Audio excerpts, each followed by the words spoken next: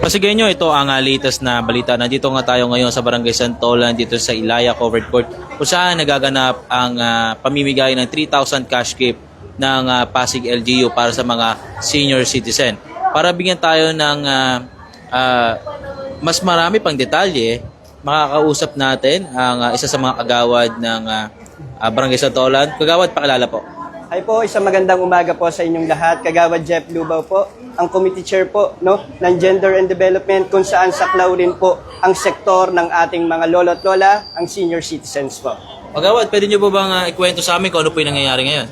Actually, kahapon pa lang ay talagang sinigurado po ng sangguniang barangay na magiging seamless o smooth yung ating proseso para sa araw na ito. Dahil alam naman po natin na pagdating po sa ating mga institusyon, sa ating mga lolo't lola, talagang mga early persons po iyan. Kaya kagabi pa lang, hinanda na po natin ang ating mga tents, hinanda na po natin ang ating mga chairs. Ganun rin po ang pupwestuhan ng ating mga validators at ang ating mga payout, mga officers.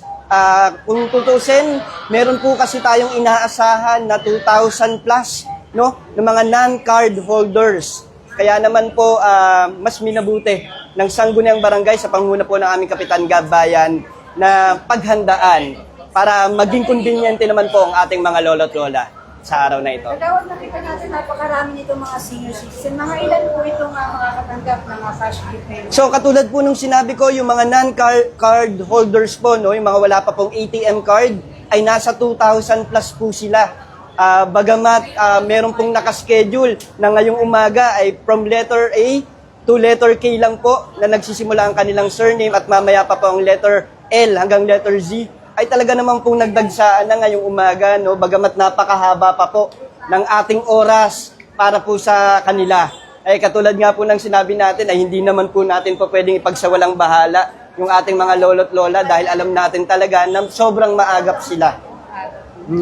Kagawad, ano po bang kung 2,000 po yung inyo pong expected na darating ng mga senior citizens po natin, ano po na lang yung pinapayo nyo na baunin nila papunta rito? Ayun, katulad po ng kanina ko pa pinapaalala, kasabay po ng pangunawa at tiyaga, baunin rin po yung ating pasensya, syempre number one, na syempre hindi po magiging ganun kadali ang ating validation sa kabila ng mabilis naman po ang proseso ng ating sangguniang panlungsod pagdating sa payout.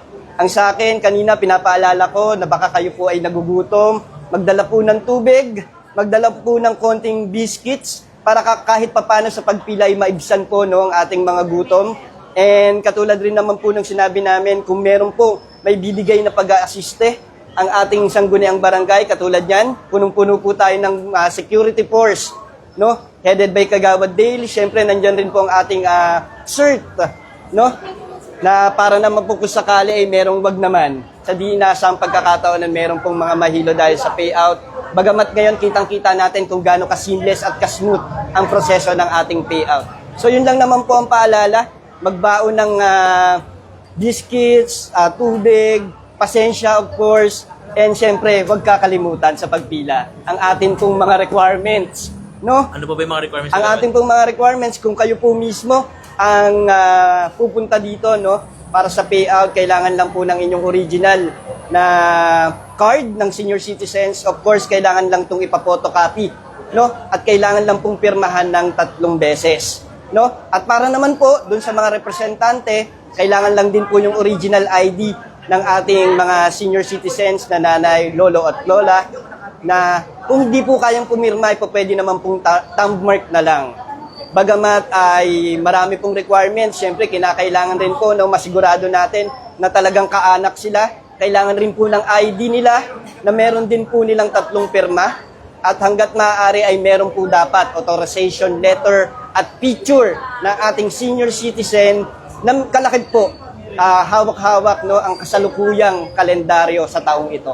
Kagawad, may idea po ba kayo patungkol naman doon sa mga card holder naman po? Ayun, para naman po doon sa mga card holder, mangyari lang po para po sa aming mga mamamayan dito sa Barangay Santolan, pwede po tayong sumadya para magtanong. Ngunit ito na po yung sinisigurado namin na hindi nyo na po kailangan pumirma at makipagsiksikan po dito sa ating pila dahil ang inyo pong mga cash gift ay kusa pong babaksak sa inyong mga ATM card.